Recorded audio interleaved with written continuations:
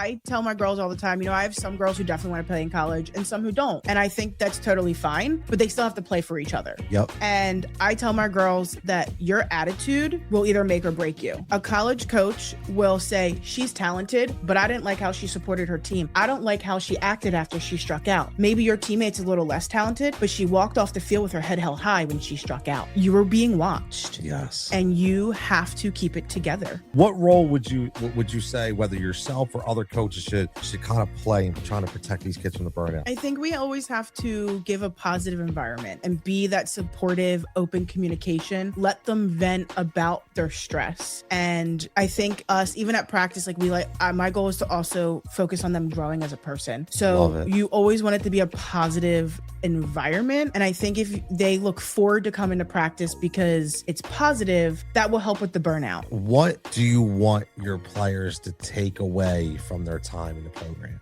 That they had fun and that we were supportive of them and personal growth, not only on the field, but as young women and as they grow and go through life. I want them to take away that they had support from the coaches and their teammates.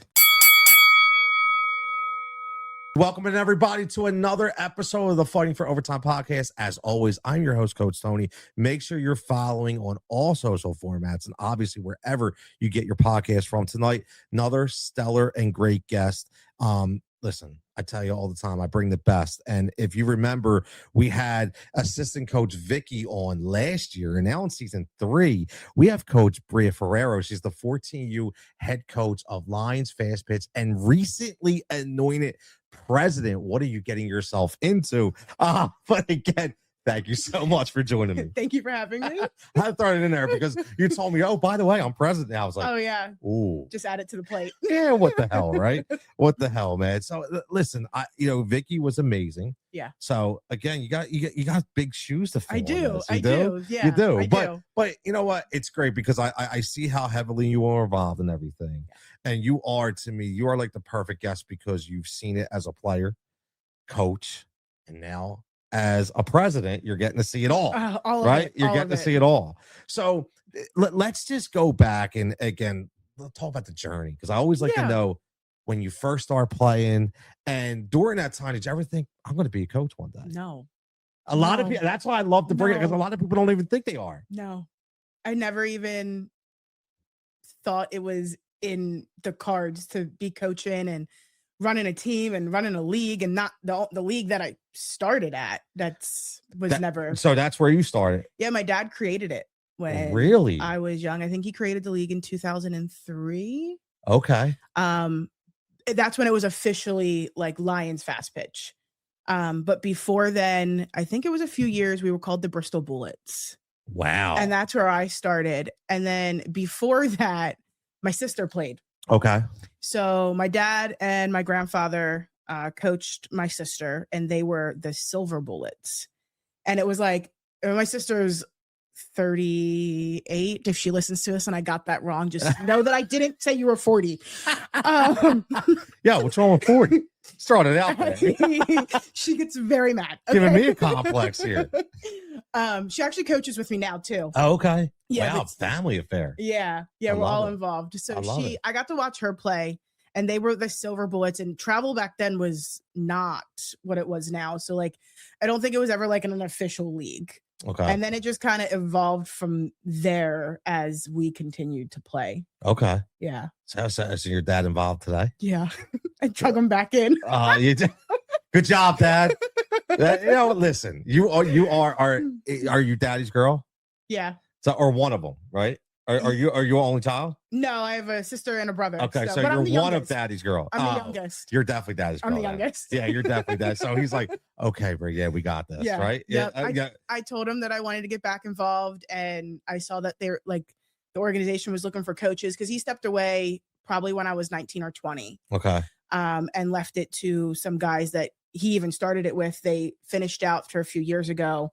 It changed hands a few times, and then I saw that they were looking for coaches. Okay. I was already coaching rec at that time, and I was like, I'm looking for more advanced. Be more competitive. More commitment from the players. I want them. I'm tired of having practices where 4 girls show up. Yes. I want the girls to be here.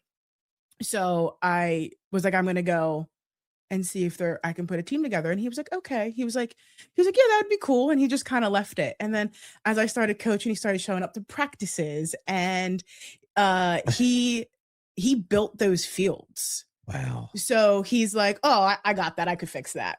And then he started to do my books, and he keeps my scorebook, and he helps at practices. And he's like, oh, I'm just involved a little bit. And I'm like, yeah, okay. Just a little bit. He's all in. That is all in, man.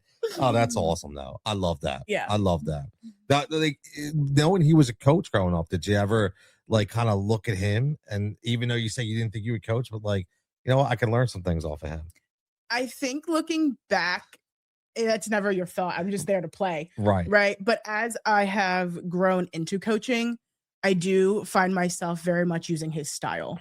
He never yelled. He never was like downgrading. He never coached in that way. Okay. He was always kind, and he always made everything a lesson.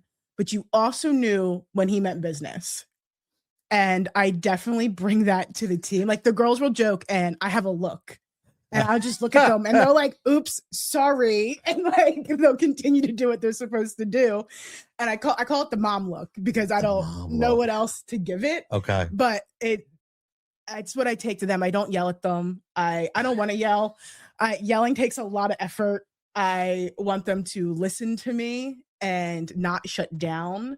So I like to just communicate and talk to them like they're kids and 14-year-old players. No, it's not. Yeah. Listen, there's nothing. And I, I've had this with a lot of guests, because I've coached softball and I've coached soccer. Yeah. Softball, girls, soccer, boys. Mm-hmm.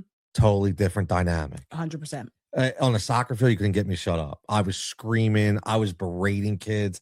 And again, I had my own kids on the team, and it's like, I didn't know how to be any other way. That's how I was as a parent. Like, I expected a lot, demanded a lot. Girls, it was like, okay, approach is a little different. Yeah. It's that stern, kind of powerful look like you speak of. But if you yell too much, or number one, it gets emotional sometimes, right? And number two, they just shut down. Yeah. So I did learn that. I had to learn how to adjust and pivot, but I know exactly what you're saying. It's funny you say look, because a lot of people tell me I can give you, like, people would always say, Tone, you're the only dude I know can say F you with your look. And I'm like, yeah, dude, like, it's a very good, it's a talent. Yeah.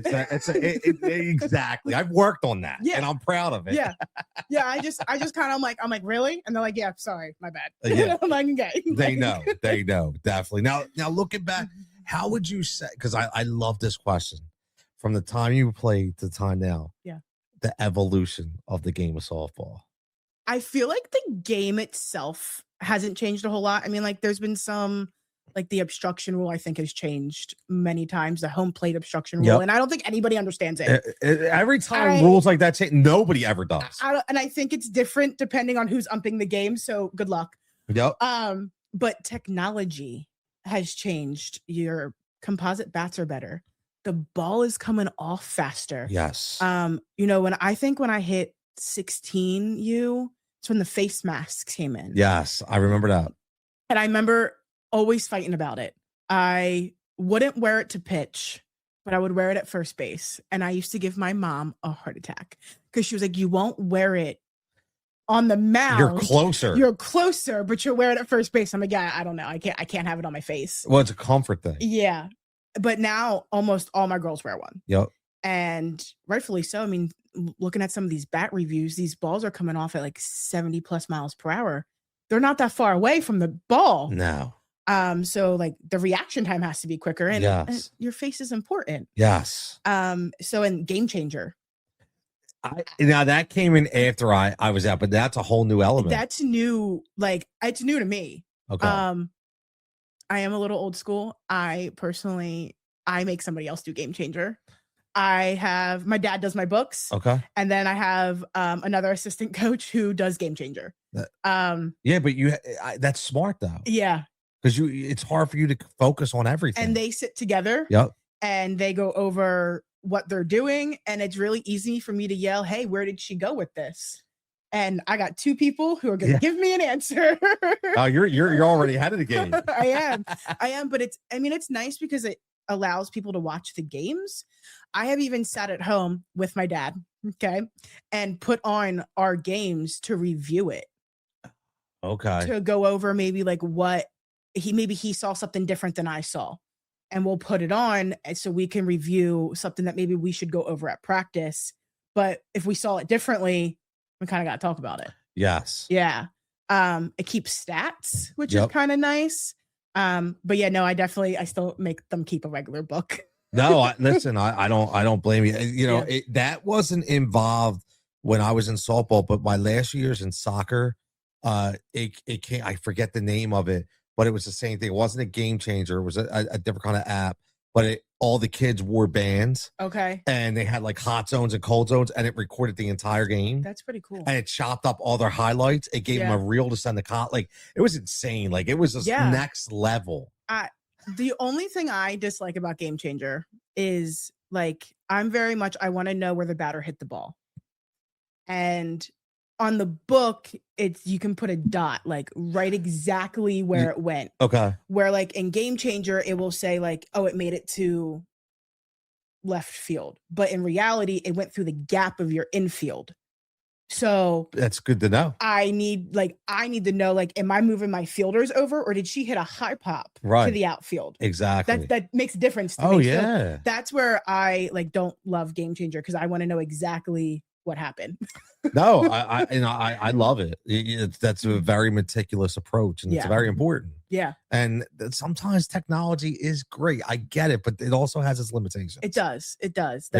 I completely agree. It's funny you talk about the bats, because that's what always was when I was probably my last like 3 years, the composite double barrel bats start coming out. Yeah. And it was like, I'm watching these balls come on. I'm like, wow. Like, it is insane. You just hear that nick. Yes. Like, that's it. And it just goes. And you got that third baseman coming up and playing 5 feet off the plate. Uh-huh. And you don't want to wear a mitt. No. I mean, so I completely agree. Now, if I recall, I think they made it. Is it still mandatory to wear the masks? No. Now, see, when I was playing, it was mandatory. They had to wear the masks. I think it might be mandatory. The entire infield. I think it's mandatory in some rec leagues. Okay. And like the younger ages. Okay. But they're not required to wear it. I'd be like, I do prefer them to wear it. Yeah. I do have a few girls that have never worn one, and I'm like, are you positive? Yeah. Are you sure? I know. Do you want to borrow one? I know. It just takes one. I mean, One not ball. everything can be rebuilt. No. Mm-mm. I mean, that's, oof, man. You're right, though, man. I'm trying to think of the bat manufacturer that everybody, like, was the most popular bat back then. But when it came out, it was just like, it was, no pun intended, a game changer. Yeah. It really was. Now, at youth level, you kind of mentioned, so I kind of have a feeling of where you're going to go with this. Wins and losses matter, but development, obviously, confidence probably matter even more. Yeah. What does building confidence in a young athlete look like today, in your opinion? So I think it starts at practice. I'm really big on also celebrating their really big moments, even at practice. A good catch, a good throw, a good stop, even if it's something we've been working on and they finally got it. Yep. I think it starts there. Like, not only do you want to instruct, but you also want to focus on the things that they did good. Even we had practice on Monday, and I had a girl who's also recovering from a shoulder injury. So she's back at it. She was out all fall. She could hit, but she couldn't play on the field. Okay. So officially during the winter, she's allowed to be back at practices. And she made an amazing stop at practice. And everybody just was like, hey, and like in support, coaches, players, and everybody was just so excited. And I think that's important, not only from like your coaches, but your teammates. Like, you need to support each other. Yep. Yeah. 100%. Yeah. It's funny. I've the ending of my show is always, it's not about wins and losses, about memories of moments. Yes. I always taught my kids, listen, you're not going to remember the medal or the trophy. No. You're going to remember the memory or the moment. And, and there's so many different moments in my head. Like my daughter talks about, my players talk about, I'm like, that's what you remember. Yeah. And I think if more kids would just focus on that. I had one of my, not my former player, but a former player, Noel, was on here. She's a basketball player. And I always ask everybody, I always try to pick out somebody's in their interview. You don't even know you're saying it, but Yeah. something that you say that really sticks with us. And hers was she said she wished she would have celebrated her wins more. And I said, and I was like, what do you mean? She's like, I would get so down on myself, like, whether we lost or I made a bad play, but wins not just from a game standpoint, but wins as like moments. Like I won that play. I never really looked at it until I was done because I was so focused on what was next. Right. And I think that's a big deal now. And I think celebrating those moments are huge. I have one that sticks out. It was actually in the fall season. Okay. One of my starters, she's my starter center fielder. Amazing hitter. She's already had a few home runs on the season. Nice. And on Saturday struggled. And you could tell it was really affecting her. On Sunday, we spent about 10 minutes before the game really breaking down her swing and just talking through it all. She got up and she hit 2 home runs back to back. And after the second home run, everybody celebrated, and both times she was first batter in the inning.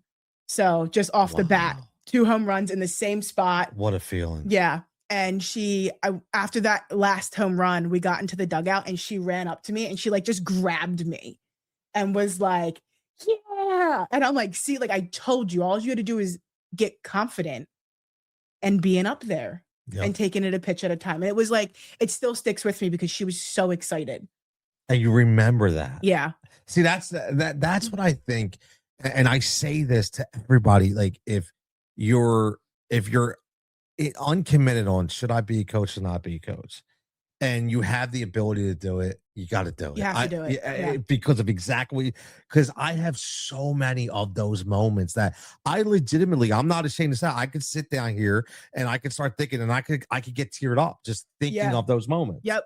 Whether they're my kids, or I always say my kids, but everybody I coach, I call my kids. So any one of my kids had that moment. It's like, wow, I can remember that, and it's exactly what you said. Yeah, it's funny. I call them my girls. Oh, yeah. Because I'm going to be 32. So I wish.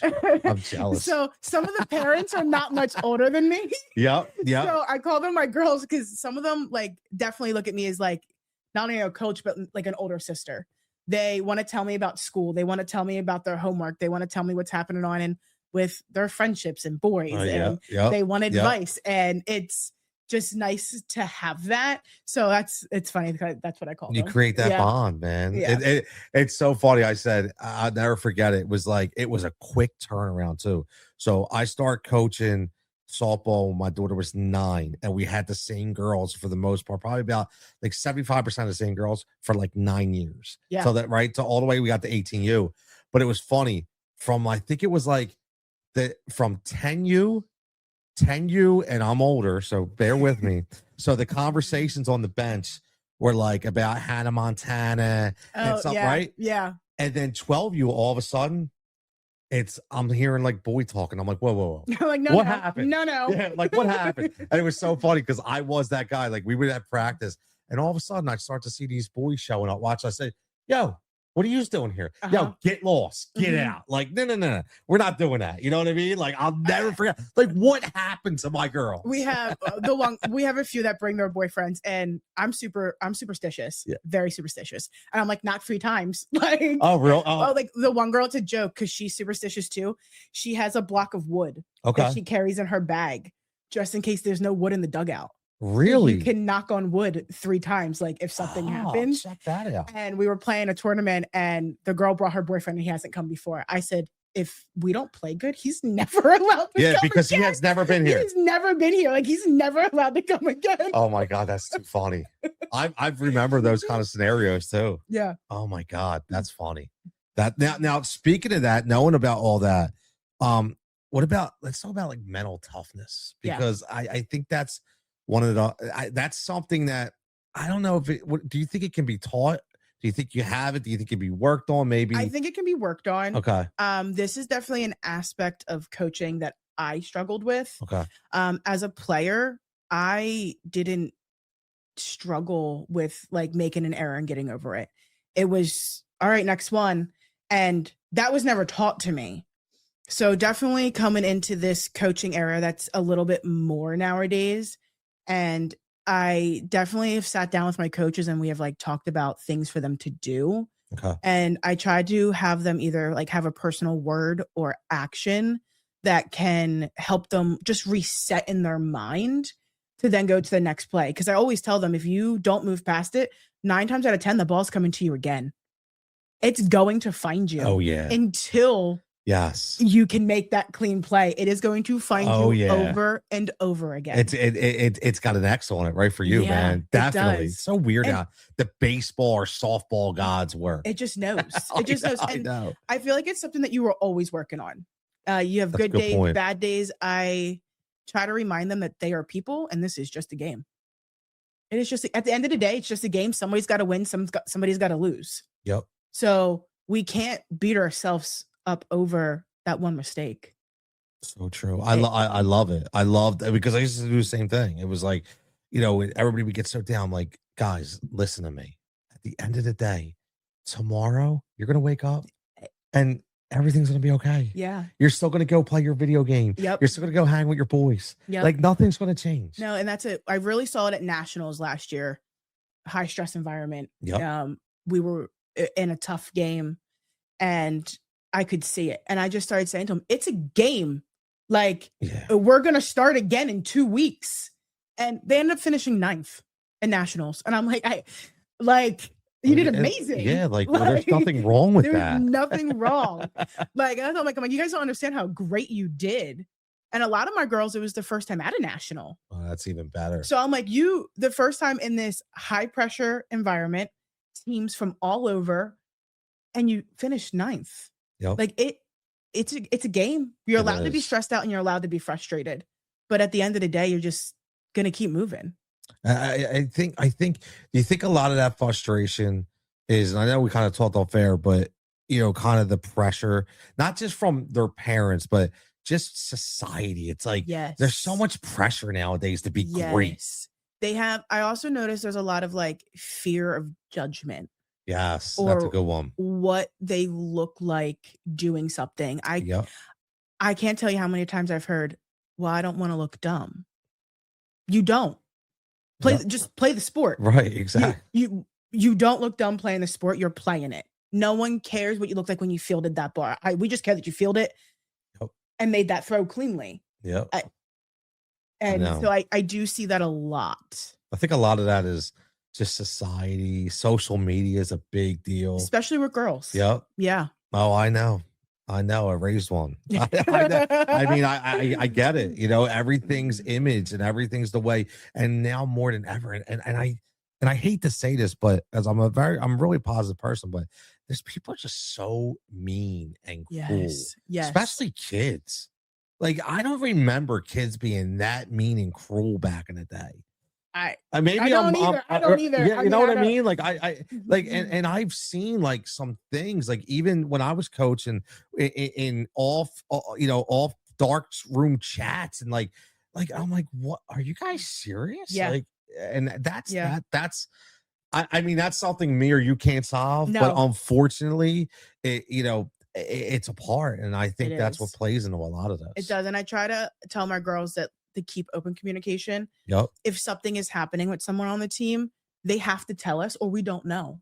You're right. And if we don't know, we can't address it because I don't tolerate that. I don't do good with drama. I've never done good with drama. On this field, you are a team. Yep. And that's how it needs to be.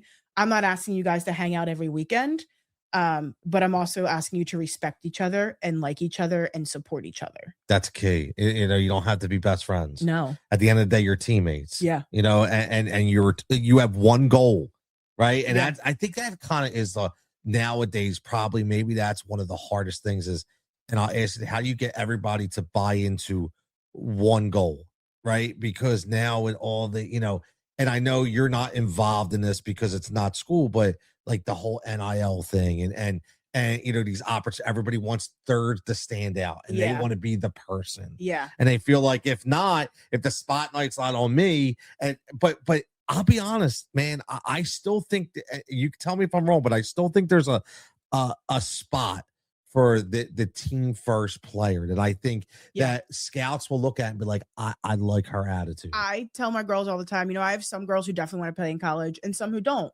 And I think that's totally fine, but they still have to play for each other. Yep. And I tell my girls that your attitude will either make or break you. A college coach will say, she's talented, but I didn't like how she supported her team. I don't like how she acted after she struck out. Maybe your teammate's a little less talented, but she walked off the field with her head held high when she struck out. You were being watched. Yes. And you have to keep it together. You're right. And I'm a big body language person. Me too. And and it's like, I would teach these kids, I'm like, yo, man, your body language says it all. Yeah. People are looking at that. I look at it in the pros. Like I've always said that, like, we're just doing sports talk. I'm like, I will get my back up in a crawl just by watching a specific player with their body. I'm like, he don't care. Like, you look irritated. Yeah. Why? I don't understand. Like, you say this the sport you love, although you look like you could care less playing it. Yeah. And that's a big deal. It is. That's a big deal. We always talk about body language, and that's a game changer, right? Yep. We can have a whole chat, and we were doing weekly prompts. Okay. And having the girls write just a couple sentences about things. It's about body language, about how they can be a better teammate. What did you do at practice? What do you think you can improve on? It also helps with their mental health because now they're thinking about the game. But it also kind of relates to, them learning their own body language and their expressions. Yep. And how it affects them and honestly your teammates. Yeah. No, I listen, I love it. I think it's an evolving conversation. Yeah. And obviously you guys have a really good handle on it. And I think a lot of teams, they got to learn from that because it's a problem. Now, here's a really good one, right? And again, it's the way youth sports have changed over recent years. Sports specialization, right? Yeah. Are they specializing too early in one sport? I don't think so. Okay. I'm gonna be honest. Softball is the only sport I'm good at. Okay. It's the only thing I have coordination at. I don't know why. Your niche. We tried basketball, we tried soccer, and it was just it didn't work. Absolutely not. Okay. But I don't, if this is the sport that they love and they want to focus on, I don't see anything's wrong with that. I agree. I do have other girls who play soccer, volleyball, and ultimate frisbee. Frisbee? Yeah, on a rec level.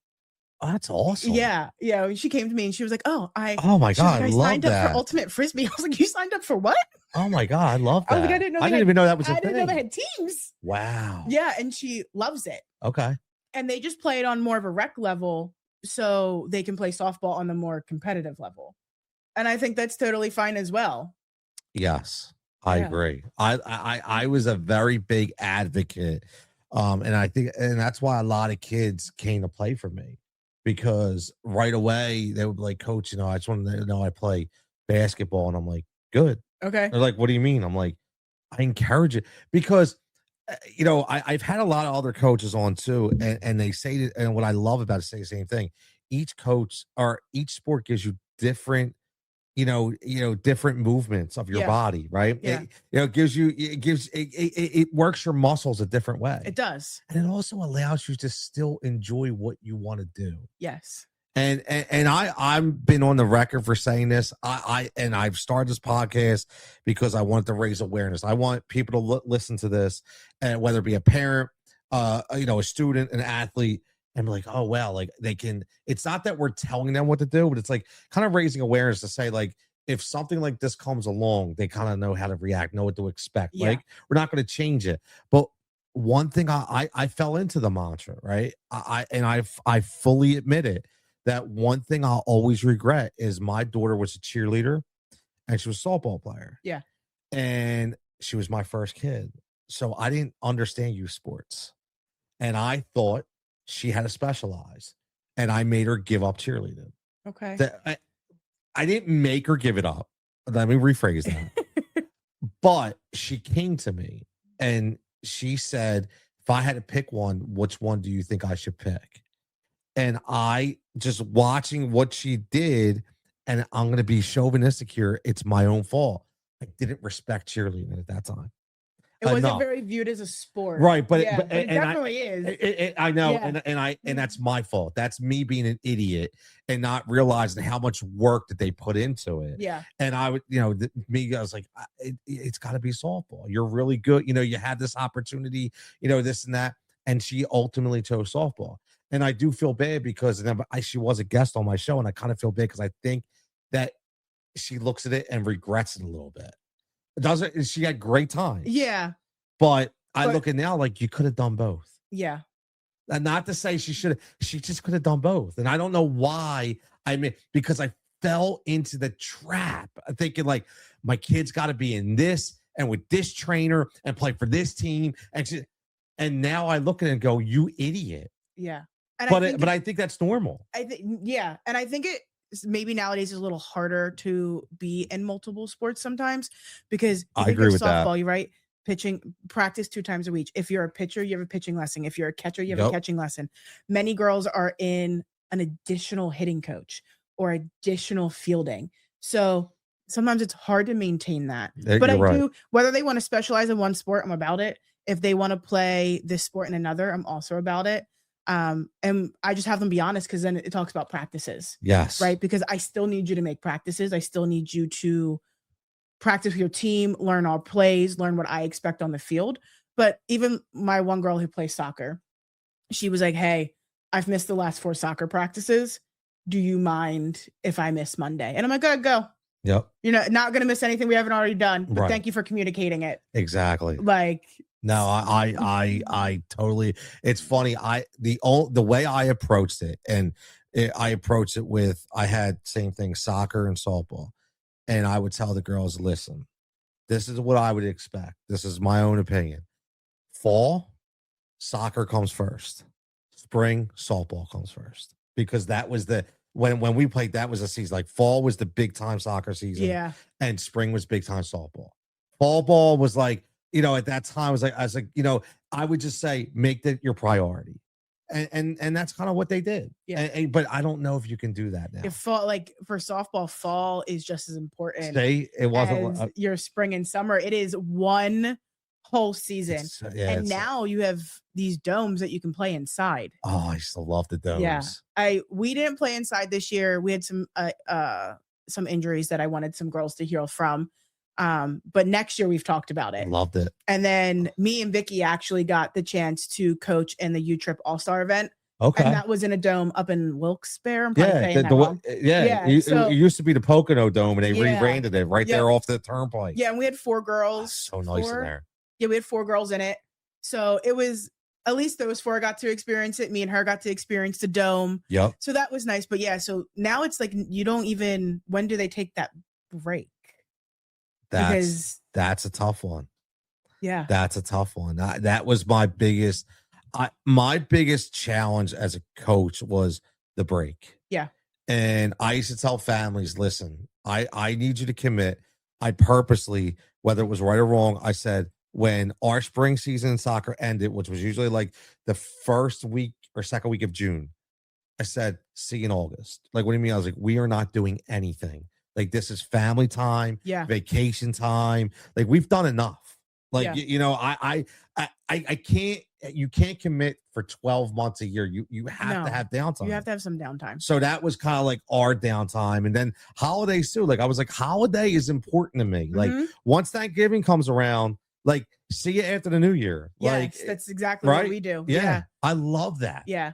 I guess like after so summer season ends July, August. Okay. You have all your tryouts happening at the same time. Yeah, that's true. Another thing. Tryouts have gotten earlier and earlier.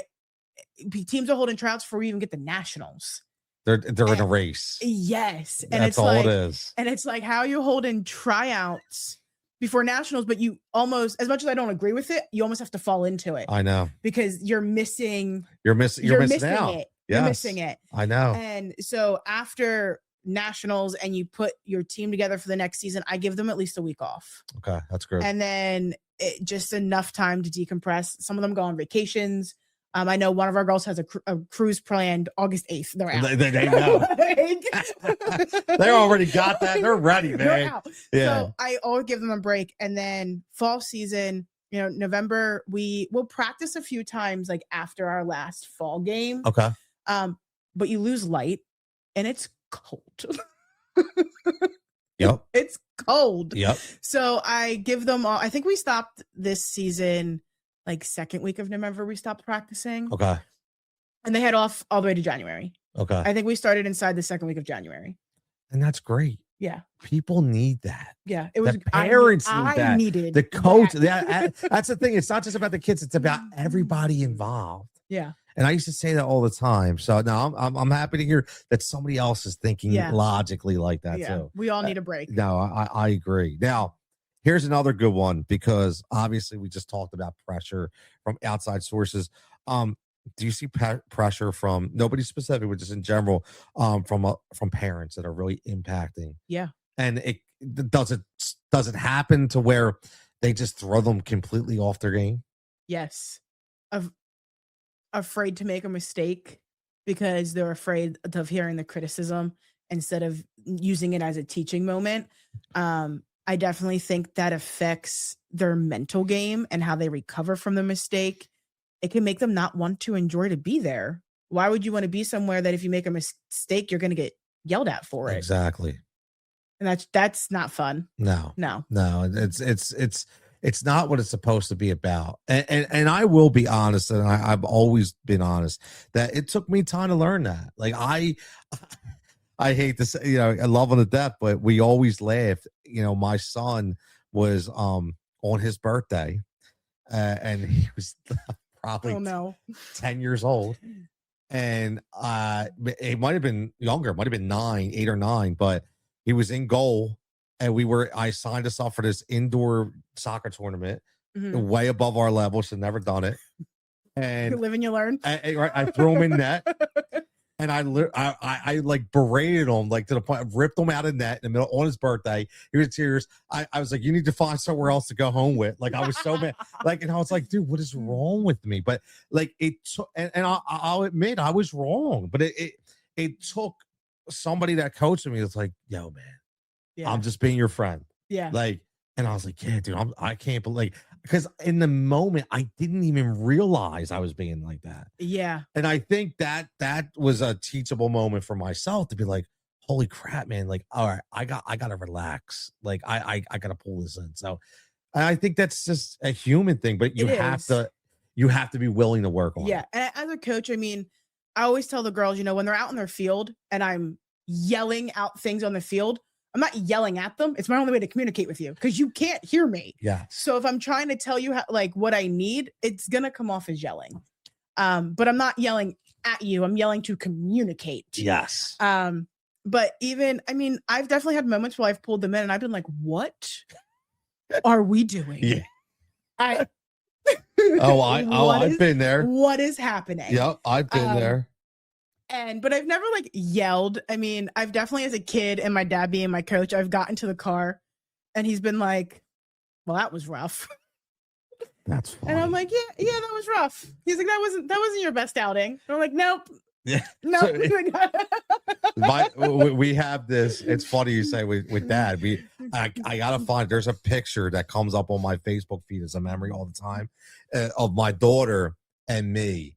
And it's like her with her hands on her hips, giving me this dirty look, and me looking at her just like we want to kill each other, and we're the best of friends. Yeah. But it's on the field, it was always I was first base coach, and she'd be running like that. I don't want to hear. She already knew. I'm done. I don't want to hear you. It's funny because I have a picture. My dad always was a third base coach. Okay. And I'm standing on third, hand on hip. Yeah. Yeah. And he's talking to me, but he looks like he's being aggressive, and I'm sure he's not. In the picture, and I'm like my hands on my hip. I'm and he's talking. Oh my God. And I'm sure he's going over what is happening. I'm sure he had a trick up his sleeve. He always has a trick up his sleeve. Yeah. He still has a trick up his sleeve. I'll be at third base and he'd be like, Brea. Yeah. Yeah. come here. I love it. I love it. I love You it. think I have an idea? He know, yo, I like it. He's like a mad scientist. Yeah. That is well, it's funny what you just said.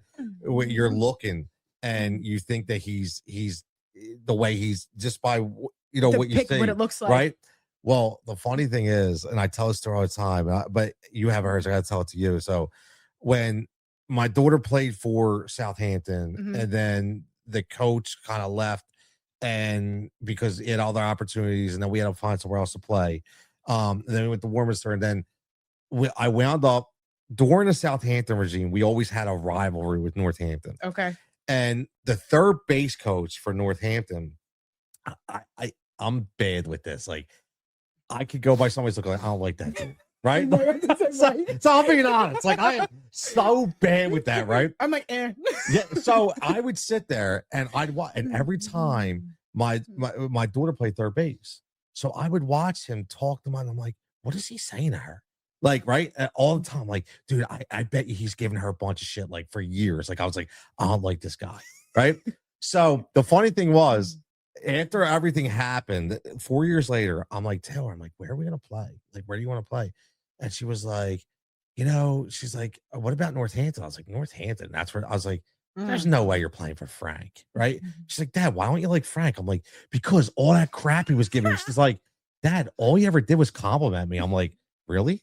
I'm like, I thought the whole moment. Right. I thought the whole time thinking this guy's a complete JO, man. Like, for real. Like, I don't like this guy at all. So it's so funny because I sent him an email and we laughed about it. Yeah. He's like, don't you hate me? I was like, yeah, I did. And I figured it out. I was bad. It was bad judgment. I judge. Yeah, we're good now. And next thing you know, we came really close. I went up coaching with them. Yeah. Everybody's like, you two are together? Like, because I just constantly said I couldn't stand this guy, and here was the nice guy in the world. And it's in the moment. I know, it was so bad. It was so bad. And I find myself doing, the girls will get to third and like, you good? And I'm like, I'm thinking. Yeah. I'm sorry. I'm like, I'm watching the first baseman, I'm watching the third baseman, I'm watching how this one moves. I'm thinking, I'm like, it's just my thinking face. I'm sorry. Everything's fine. It's so funny, man. It's so funny. You look back at those things, it just makes you laugh. It does. Yeah. It does. Makes you laugh. Now, one of the biggest things that we've always talked about is the burnout conversation. Yeah. And I think it's getting more and more prevalent as time goes on. Kids are playing more games, they're traveling more. Yep. Right. Sometimes it feels like it's a job. And right. And so do you see, not necessarily on your team, obviously, but just, as you've played and you've talked to other players, and have you seen that burnout happen? Yeah. It's like you said, it comes off as a job. And they tend to forget that life is happening around softball. We always should say softball is life because it overtakes, and not always is a bad thing. Right. But if you don't take those breaks and you don't take that time to go to the football game and you don't take time to go to that dance and also be a kid, then you start to resent your Monday, Wednesday, Friday, Saturday, Sunday. Softball. Yes. I agree. And I've seen it on, so many different levels. Now, have you ever seen any warning signs of this starting to come about with anybody? I feel like they start to look frustrated or irritated, or they're more, I guess, snippy at practice. And maybe not meaning to be, but they're in their own head. And they feel heavy, and they start to just lose interest and maybe start pulling away from like their teammates and their friends and just not involved in practices or games. No, it's funny when you say snippy, and it kind of really lends relevance to the point of it being like a job, because I know myself, when I get snippy, it's probably because I'm burnt out. I'm doing too much. I'm overwhelmed. Yes. Too many people are asking something of me at one time, and it's all urgent. All the time. Now, what role would you say, whether yourself or other coaches should kind of play in trying to protect these kids from the burnout? I think we always have to give a positive environment, and be that supportive, open communication. Let them vent about their stress. And I think us, even at practice, my goal is to also focus on them growing as a person. So you always want it to be a positive environment. And I think if they look forward to coming to practice because it's positive, that will help with the burnout. I know, like us personally, I always try to end practice with a game. Thank you. I love it. Yes. We've played Simon Says. It sounds so stupid, but it's so much fun. It's so much fun. Yes. I mean, like when we do like relay races to work on like speed and agility, and like that incorporates into softball, but they want to race each other. They want to race the fastest girl on the team. They want to beat her, and that's motivation. And then we've played tic-tac-toe. Yeah. We've played like a version of Suey. Okay. Yeah. Which cracks me up because my girls had no idea what Suey was.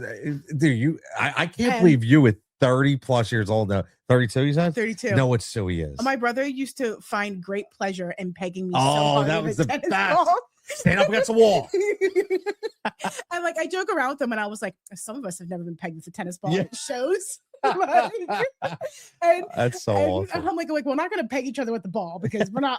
I don't want to do that. But I make like I have a pitch back net, and we'll play like a knockout round on it. And I'm like, it's like Suey. Like if you miss the ball, you're out. I'm not gonna make you run to the wall and touch it. We're not gonna chuck the ball. We're not chucking a softball at it. But we'll make a different version of it. Right. We've played, I don't know, the circle game with like the bats. Okay. They hold the bat and they all move to a side and you have to catch the bat before it falls. And if the bat falls, you're out. And I have one girl who just slightly drags the bat with her, right? And everybody's always like, you're cheating. And I'm like, is she though? Or is it strategy? Or is she just being smart? Yeah, exactly. And like the one day she like looked back at me and smiled and I was like, the ultimate strategist. They're like, everybody behind her is always out. And I was like, don't be behind her. Yeah, exactly. Let's think about it. Now you need to be the strategist, right? I'm like, yeah, you're fine. That is so key. Oh my God. I and I got to give a shout out to one of my assistant coaches, Brett, who listen, I knew my limitations at soccer. It was like when I got to a certain point, I was like, I'm a very good coach of young men, I would say. Mm-hmm. However, anybody can look at me and say, this dude ain't the biggest skilled soccer player. Okay. I did play soccer, but I didn't have all that, right. So I needed somebody. And this guy was great with kids. He played in college. And he came in, he ran the drills, but his most important focus was we're always going to end on a game. Yeah. And he always had something. And shout out to him because the kids look forward to it all because we would grind them for an hour and a half, but man, they couldn't wait for that final game. 15, 20 minutes. And they would just want to keep staying and play. Yeah. And sometimes I'll give them options. Yep. What do we want to play? Yeah. Because it's fine with me. But if you want to pick, another good one is we do head, shoulders, knee, ball. Okay. So they're like on their knees and they have partners and a ball's in the middle. Okay. And I say head, shoulder, knees, head, shoulder, knee, ball. Oh, and they have whoever can get to the ball first wins. I like that. And then whoever didn't get to the ball is out. Okay. So then they just keep going until there's a winner. I like they do enjoy that one a lot. That one gets competitive. Okay. There's a lot of like everybody has the hand on the ball. We're like pulling back and forth. And that's just bonding. That is such team bonding, man. I love it. I love that you've done that. Now, come from fun to a topic that's not so fun for parents. The cost of youth sports, right? And now you're seeing this as a president as well. Yeah. Another reality, unfortunately, for many families is, can I afford? Yeah. Can I afford? And I used to run into the issue when I was leading, and I would just be told off the numbers, and I'm like, damn, we're not paid coaches. Like this has nothing about us. Right. This is just to get you on the field. Yeah. And back then, I mean, I was remembering anywhere between like $800 to $1,200 per tournament. Is it around the same? So it definitely has increased a lot. Wow. And the new thing is that umpire fees aren't included. Oh, they're not included now? No, they're not included in the tournaments. Come on. So now, when you play these like U-Trip or USA, like these sanctioned tournaments, it's $70 or $80 per game. Per team. And that's now you're only paying one umpire now? Yes. You sometimes it's two, like I'd pay one, they pay one. Okay. But it's still, you play 3 games on a Saturday, and then if you're playing multiple games on a Sunday I mean, you're talking like $500 in ump fees. on top of what the You're tournament right. cost us. Yeah, that's crazy. And then some facilities charge you for parking. I've heard that, and I can't believe that. Yeah. Saturday and Sunday parking. Now, you have to pay both days. all right, this is what this is my opinion on this, and tell me if you agree. And again, please, if you don't, if we're talking about a facility like Diamond Nation over in Jersey, or like a high class, to where you have pristine public bathrooms and not porta potties, and it's very well established. You want to charge me $5 to park or something, and it's going towards that. Okay. However, if you're to charge me 5, 10, whatever it is, and I got Uncle Joe's porta potties and I got shit parking everywhere, nah, then it's just a money grab. Yes and no, because there is a facility that we play at. I'm not going to say the name of it. That's fine. And it's beautiful. Okay. Has like 6 fields, and they do have regular bathrooms, except for they overflow and get clogged all the time because there's easily over 1,000 people here. So you can charge me $5 for parking, but your toilet's clogged. Right. Now that's different. That's what I'm saying. Like if you can explain to me what this money's going to, because again, you're going to a field. That's not helping an organization. No. That's what would piss me off. No, it's a complex that is like owned. Right. And a team definitely plays out of it, but it's not like, it's like a league, and it's a huge complex, so that like U-Trip uses it. Yep. I know. Yeah. That's crazy. The paying for parking, man. Yeah. And I think that's one of the biggest problems I have with youth sports now is it's all becoming a money grab. Like, it is. I legitimately started this podcast to, number one, it's a passion project for me. I enjoy the conversation. The amount of messages that I get from people that say they've listened to me, a guest, a show, and say it's helped them, vent. It's helped them be like, you know what? Wow, like this can happen. Like, is great. And what pisses me off is I see these now. Everybody wants their hand in the youth sports wagon. Yeah. And it's all for the wrong reasons. It's not for the right reasons. And I just feel like it's going to spiral. It's going to continue, and it sucks. It's going to spiral. It's a shame. You get one unhappy parent, which, right, you're not going to please everybody. Right. Never will. But then I can start my own organization. Yep. And now you have 20 organizations in this little span. Yep. And then you have organizations that, like us, like we've been around for 20 plus years. We've always been tiny, but we've always maintained 6 to 8 teams until COVID. And obviously everybody took a hit after COVID. Everybody. And after COVID, it's been a steady like 2 teams. So we're actively still trying to grow, which was a big part of me taking president, trying to add teams and grow and want to bring the organization back to where it was when I played. But when you have 7 organizations all in one area, it's hard. It's very hard. It's hard. Very hard. Yeah. Now do you worry that, because you were seeing this firsthand, that this is limiting opportunities for some kids because of the money? Yeah. That's what sucks. I mean, you have organizations that are over $5,000 to play for. And I've just, from the grapevine, from people who have played for these organizations, that doesn't include their uniforms. That's insane. So I've had parents say, like, I then have to pay $400 out for uniforms. And I'm like, well, then what did the $5,000, like, where did that money go? Right. Like, what is it for? What is it for? Because we do our best to keep it as low as possible.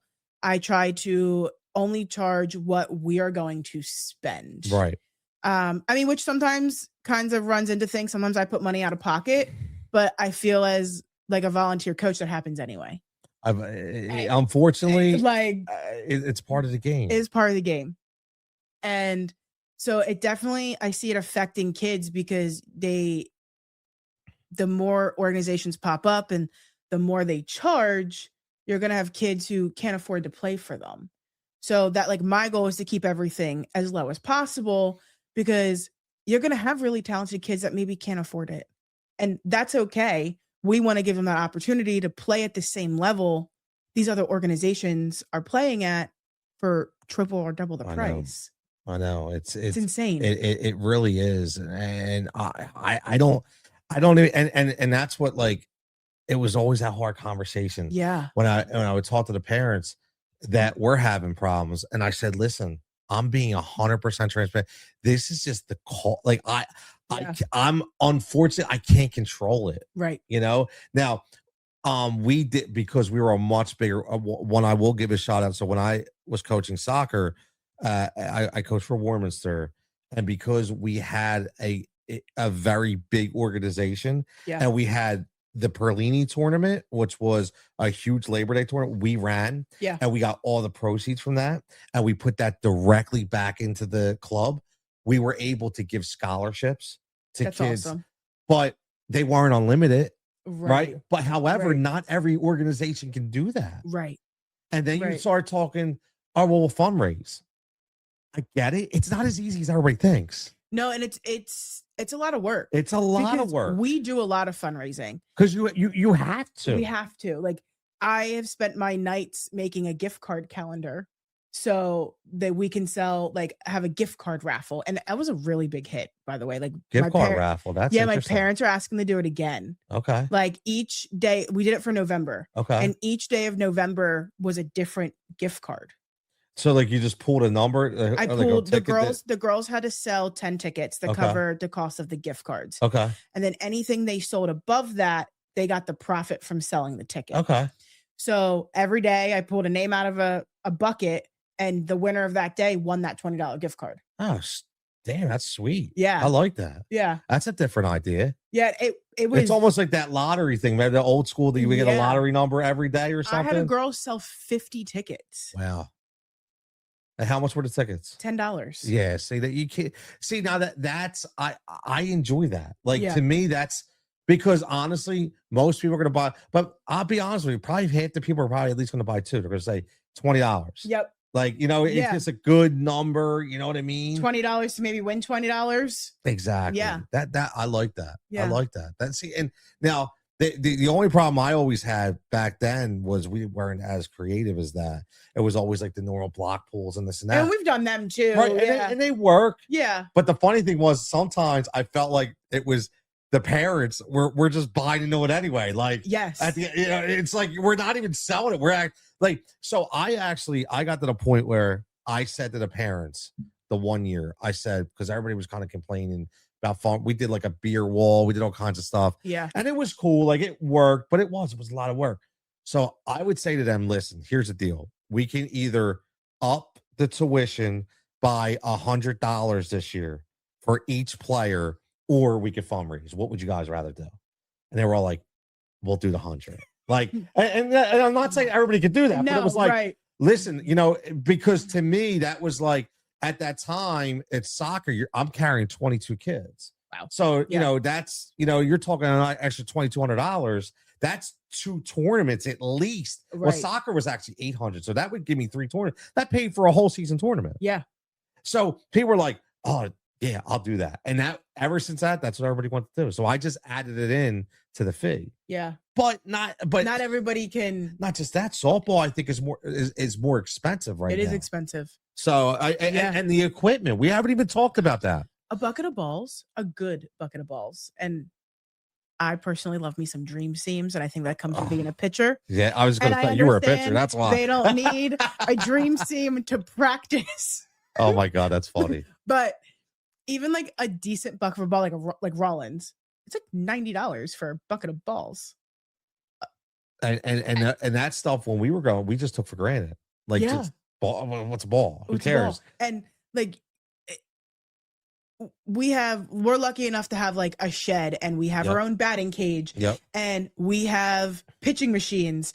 And to realize now that I'm older how expensive those pitching machines are sitting in there, I'm like, be careful with it. I know, it's crazy. Be careful as you roll it out. We never knew. No, we never knew. No, we never knew. And field maintenance. I mean, there's so much. Even the line that we use for the lines. Field. Yes, I mean, it's funny as you get older and you get more involved, from a player to a coach, to a board member, you're like, holy I'm like, oh crap. my God. It's a lot. Luckily, my dad likes to do field maintenance. Oh, that's awesome, man. And there Your he, dad sounds there like he is awesome. volunteering. I wanted to meet your dad one day. Your dad sounds awesome, man. I'll be showing up to practice. My dad's already on the lawnmower. Oh, that's Go hey, I dad. love that. Go I dad. love that. That I like that already, Yeah. man. I like that already. That's great. Now, speaking of that, he's a volunteer. He is. Where would youth sports be without volunteers? There wouldn't be, especially our nonprofit organizations, and even your rec leagues or your in-house leagues. They're all on volunteers. Yep. If I didn't have my coaching staff or even my board, we're all volunteers. We don't get paid to be here. We're all here because we love the sport and we want to be here. And if that didn't exist, the organization wouldn't exist. Do you feel it's getting tougher and tougher? Yeah. I feel like even coaching, like the stigma of a parent coach. And I know some people look down on it, but my dad was my coach my whole life. And I feel I was a better player because of it. And I didn't get handouts. My dad was actually harder on me than everybody else. My mom tells me stories now of her yelling at him because she's like, what are you doing? Yep. Like, she is putting in 10 times the effort than anybody else here. And look how you're treating her. Yep. And he's like, well, she's my kid. I need her to be the top to step on the field because I am his daughter. Yep. So I feel like that made my work ethic even better. I have to agree. That's always been as being a dad coach. Yeah. I hated that daddy ball persona. I can't. I see it. I see right. where it has happened. I agree. I hate it. I agree. But I don't like the assumption that just because it is a parent coach, that's what it is. Yes, I totally agree because the people that were always my advocates are like, do you see him with his kid? Like that I feel bad for that kid. Like in a way that because I was just like your dad. Like I would have conversations. I said, listen, guys, I hate to tell you, but being a coach's kid sucks. It was in a way, it sucks. Yeah. You are going to get the short end of the stick. I can't tell you how many times I've cried and still was pitching the ball because I was at pitching practice because me and him were arguing. Yes. And just for the fact that I was his kid and you fight with your parent. Exactly. Exactly. Yep. You got that. Like there was a different dynamic. Okay. Yes. Yeah. And like, I mean, that was never in front of like the team. Right. But like at pitching practice or pitching on my own, some of those tournament home rides were interesting. And that's what I'm saying. He never would he never yelled, but he'd be like, we need to work on. Yeah. I know. Yeah. He'd be like, this week at pitching. Yep. No, I completely listen. I completely agree. And listen, I always say this too. If you have such a problem, the people that have a problem with it, well, why don't you go do something about it? Right. Like, but that's always the biggest complainers are the ones that do the least amount of things. Yes. It's all the time, man. Like that's the one thing that always bothered me. Now, let's talk about your volunteering because what made you step off to be president? I wanted the organization to grow from where I saw it when I played. And I think just like a new board, new fresh eyes will allow us to do that. And even having my dad back, even though he says it's only 70% of the time, he grew this organization. So he has helped me with pointers and how to do things. And my new vice president is more like with the times now. Okay. So he brings great ideas. So it allowed me to step up as president, knowing that I had a great board behind me to help me grow the organization and advertise that, we're looking for coaches and it can be a parent coach. I'm okay with that. Allowing teams that maybe want to come over and play with our organization. So I just want to grow it and put together competitive softball teams that have always come through here. We have a full clubhouse upstairs that's full of trophies. That's awesome. That like no one gets to see because there's no windows. But like this organization has always been competitive. We've always put out great teams. When I played, we played in the ESPN Center in Florida. That's a nice place. Yeah. So like that's a nice place. And even after me, there was successful teams. And even the teams now, we won a tournament this year. We came in third. We won a tournament last year. The other team has won a few things. Like, so we have competitive, successful teams, but I feel like maybe we're overlooked because we are a small organization. And I want people to understand, like, the smaller organizations sometimes are the best organizations. Because we're smaller, Yep. we can keep those costs low. I offer payment plans. You don't need to pay me up front. I used to do the same thing. Yep. And I love also like am very open to my parents. Like, if you are having trouble this week, shoot me a text message. Let me know. Yep. Let me know you can only pay half. Okay. That's fine. And I think we need more of that. And I think I wanted to do that as I stepped up as president, to show that, like, we can do this as a lower cost and build and still play competitive softball as these other organizations play. We end up in the same tournaments. Yep. In the same place. In the for same place. Same amount of money. Yes. I love it. I love it so much. And I know it's not a business, but I think you can relate to this as small business, right? Yes. A corporate world, small, you're going to get more reception from the small business than you are going to get from the corporate business. Absolutely. And what you just said is so key, because I did a very early episode in my first season, and I talked about a specific girl in this environment, in the club, that she very, very good. This is soccer. Amazing stud. She wanted to go D1. She could have went D1. Like, simple. Like, she's that good. Yeah. She had multiple opportunities to play for the big clubs. That in soccer, go play for the Yukis, go play for the Nat. Like, no disrespect to those clubs. I'm just saying she had those opportunities. She decided not to. She said, I want to play with my friends. Yeah. And she did. And the funny thing is, she went to a Division II school. She got in. She got recruited. And guess who got recruited too? The girls who play for the big national teams. Mm-hmm. And guess who got recruited less? The girls who play for the big national teams. And I'm not saying that, but that's not against them. It's about, hey, listen, it's possible. Right. You don't always have to go to the big dog.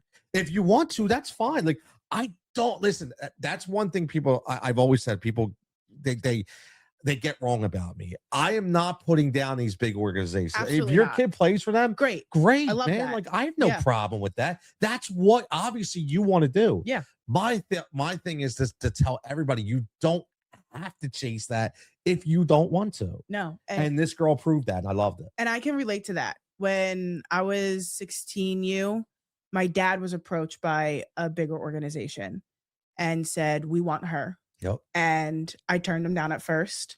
And they said, we want her and she can bring a friend, any friend. Interesting. And we thought about it. And at the end of the day, I said, I want to play here, and I want to play with all of my friends, and I want to finish this out. And, we're at the tournament with the same teams, same showcase. Yep. And my dad was approached by a D3 school about me, a team that I didn't contact. They were there to watch a player on the other team. And I ended up not playing in college. It was a personal decision, maybe a little bit of burnout. But I decided that education was where I really needed to focus on. And I didn't know if I could have balanced both. It's tough. And at the end of the day, when I was playing, there was no professional softball. So after college, it was over. It was, So there was nothing to look forward to. So in my mind, it was, where do I focus? What I need to do for the rest of my life? My career? And maybe hopefully bring softball back into my life later. Or do I maybe put school on the back burner to play college softball, to then have to figure out life after that? So it was a personal decision, but the same thing. I was still recruited at the same tournament as this other big organization, and verbally committed, viewed the school, and then just decided it wasn't the right fit. So you don't have to play for these big names. Yep. And nowadays, it's a lot on the player. Are you emailing the coaches? Are you asking for their camps? Are you asking where they are and what they want to see? Are you making your social media? Are you posting your videos? So it's not just about the organization anymore. They don't really care who you played for. If you're a good player, you're a good player. They're going to come see you. Yes. If you're at the showcase, they're going to come see you. I love, I had last season, I had a scout on. Yeah. And she was a scout for Scout U, and she said the same thing. She was like, I'm not here to say that you have to always look at Division One. Like Yeah. she even admitted, now she went D1 when she was a soccer player, and she said, admittedly, I regret not looking at the other opportunities because I just felt like D1 it had to be D1. Yeah. And I feel like as you're little growing up, that's what you think. Yes. And even when I was meeting with the D3 school, she's like, you probably won't stay here. But I was also unsure if I wanted the play or not. So I didn't really recruit myself. I was like, if I go to a showcase and it happens, we'll check it out. Right. And then it happened. And I was like, wow, like this is happening. Yeah. And they're like, like you're going to start here. And they're like, you probably will not stay here. You'll probably move up. And then they just the decision not to go. But it was the same thing. D1 is always everyone's option, but D2 and D3, even JUCO is just as amazing. Yes. And that's another thing, like, with the rise of JUCO too. Yeah. Like people look like these are all opportunities to play. Yeah. That's what's crazy. And just because you don't play doesn't make you any less talented than the girls who have played. Yep.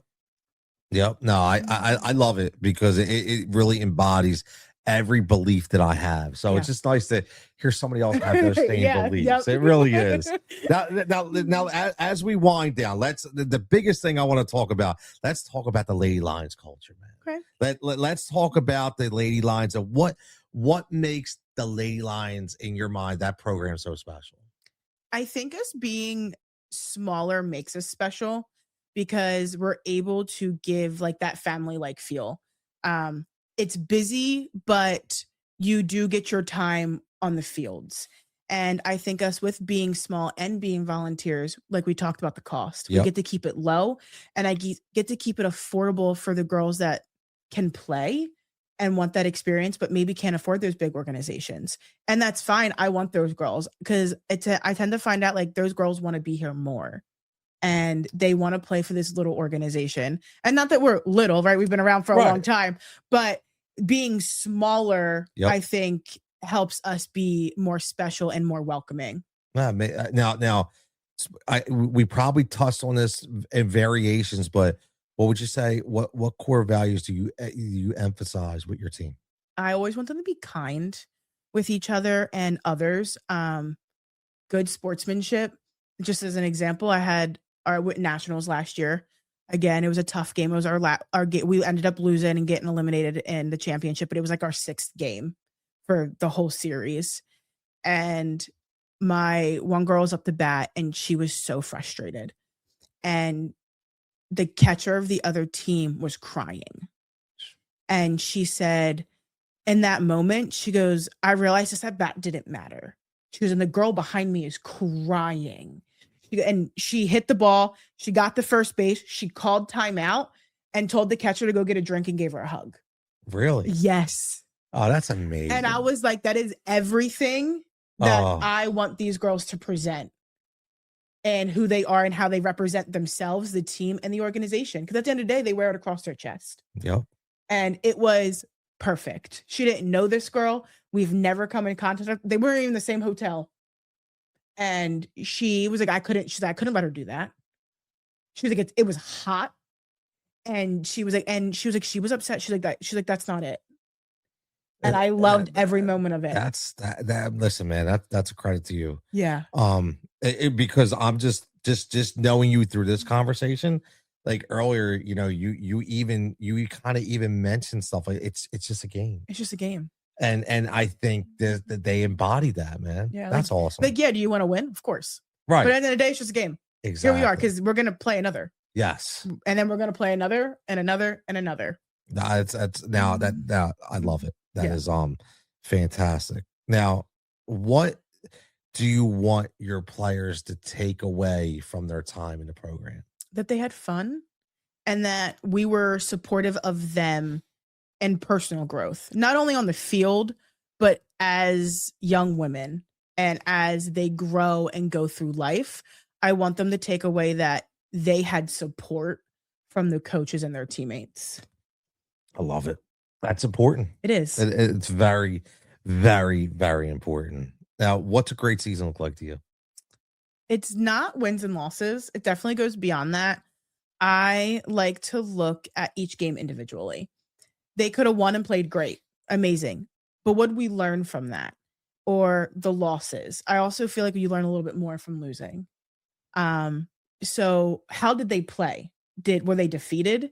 And we need to work on our confidence and bouncing back and that mental toughness. Or did we play an amazing game and they left it all on the field and we just lost?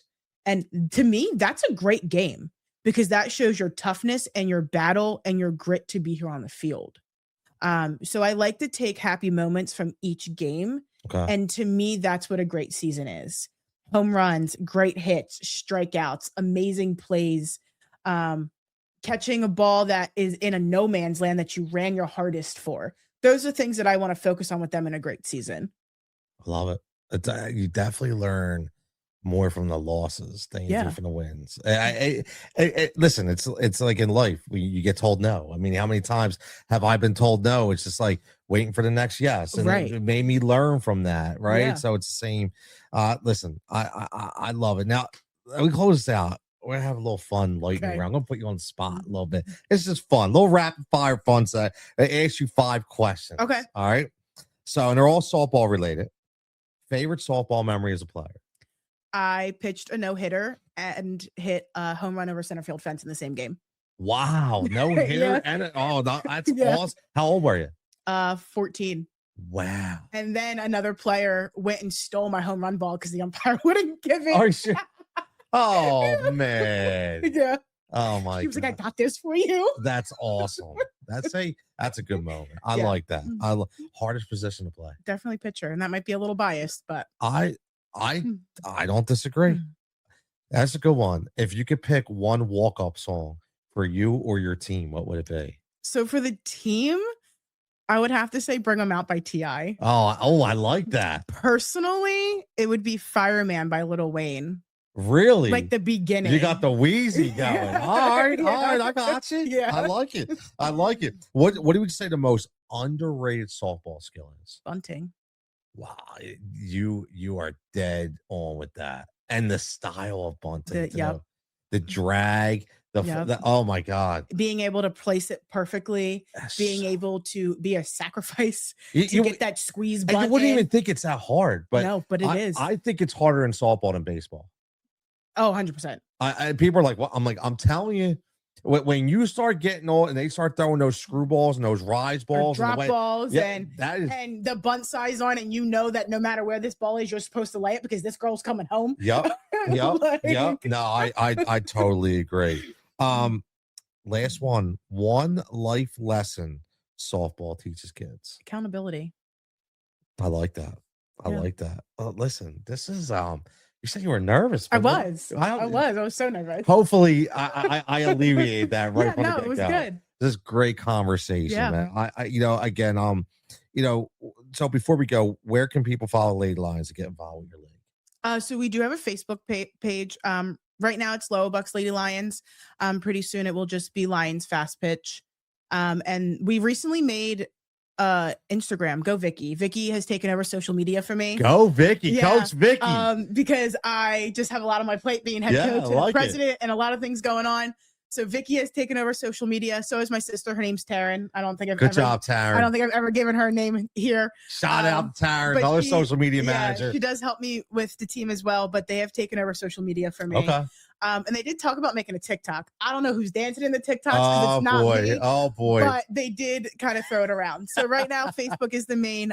There is an Instagram made, but there's no post right now because we just made it. Okay. And the girls have been asking for it. So I can only imagine what they want it for. Oh my boy. Well, I will say I will make sure, like I always do, all your information will be in the description where people get the pod. They'll be able to click on it. Yeah. All the content will be tagged. But listen, Coach Brea, thank you so much for joining us. Of course. Thank you for having me. This was awesome. Yeah, this was great. A very, very, very insightful conversation.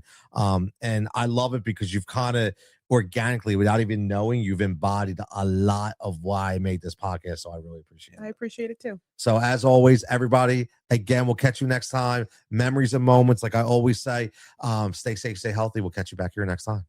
Fighting for Overtime is a Rise and React media production. If you're looking to start a podcast, if you're looking to get some direction, hit us up, let us know. We'll help you out there as well. Again, for everybody, enjoy your time, memories and moments, and keep fighting that fight. Continue to fight in overtime to make your kid have the best experience that they can have when it comes to playing youth sports.